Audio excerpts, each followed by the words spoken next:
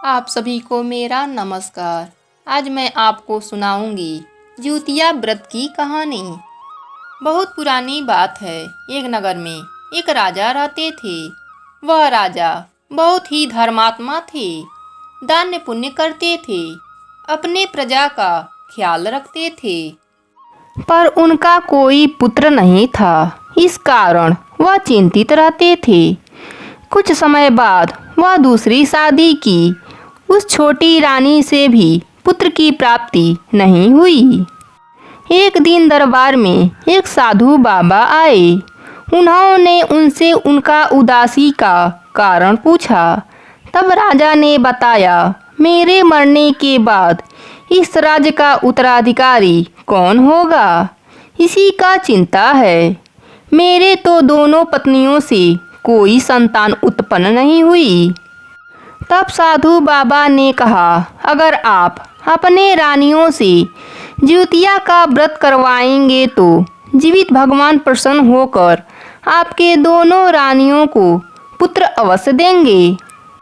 फिर राजा ने अपने दोनों रानियों को बुलाकर जिउतिया व्रत का पूरा नियम साधु बाबा से समझवा दिए। दोनों रानियों ने राजा के समक्ष तो व्रत करने का वचन दे दिया, परंतु छोटी रानी घमंडी प्रवृत्ति के होने के कारण उसने व्रत नहीं किया। बड़ी रानी ने नियम पूर्वक जिउतिया का व्रत किया। जीवित भगवान प्रसन्न हो गए। 9 महीने बाद सुंदर तेजस्वी पुत्र बड़ी रानी को हुआ। अब पूरा राज्य में धूमधाम खुशियाँ मच गई। राजा ने खुश होकर पूरे राज्य में मिठाई बंटवाया। अब बड़ी रानी का जान मान ज़्यादा होने लगा, जिससे छोटी रानी को जलन होने लगा। उसने सोचा, अगर बड़ी रानी का पुत्र बड़ा हो जाएगा तो वह राज्य का उत्तराधिकारी बन जाएगा और मुझे यह मंजूर नहीं। छोटी रानी ने राजकुमार को बहला फुसलाकर राज्य के बाहर नदी के पास ले गई। उस नदी में अनेक मगरमच्छ रहते थे। रानी ने सोचा, इसी में इस राजकुमार को फेंक दूंगी तो मगरमच्छ इसे खा लेंगे और किसी को पता भी नहीं चलेगा कि राजकुमार कहाँ गया। फिर रानी ने राजकुमार को उठाकर उस नदी में फेंक दिया। जीवित भगवान ने मगरमच्छ का रूप धर कर आए और उस राजकुमार को निगल गए और उसे सही सलामत राजमहल पहुंचा दिया। छोटी रानी खुशी खुशी महल आई। तब तक देखा राजकुमार तो यहाँ पर खेल रहा है। छोटी रानी राजकुमार को देखकर डर गई और भूत भूत कहकर चिल्लाने लगी, जिससे सारे लोग उसके पास एकत्रित हो गए।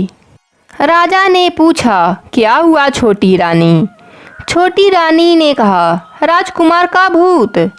राजा ने कहा, यह हमारे पुत्र हैं, यह कोई भूत नहीं। आप तो रोज इसको देखती हैं, फिर आज भूत भूत क्यों कह रही हैं? छोटी रानी डरने के वजह से अपना करतूत बता दिया।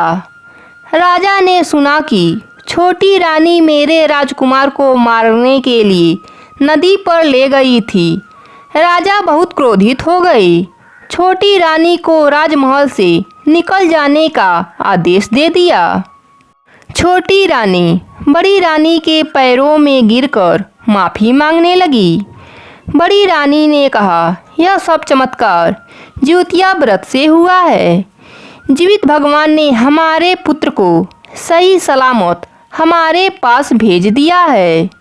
अब आप छोटी रानी को माफ़ कर दीजिए। बड़ी रानी के बार बार कहने पर राजा ने छोटी रानी को माफ़ कर दिया। हे जीवित भगवान, जैसे आपने बड़ी रानी के पुत्र की रक्षा की, वैसे ही हमारे भी पुत्रों की रक्षा करना। जय हो जीवित भगवान की।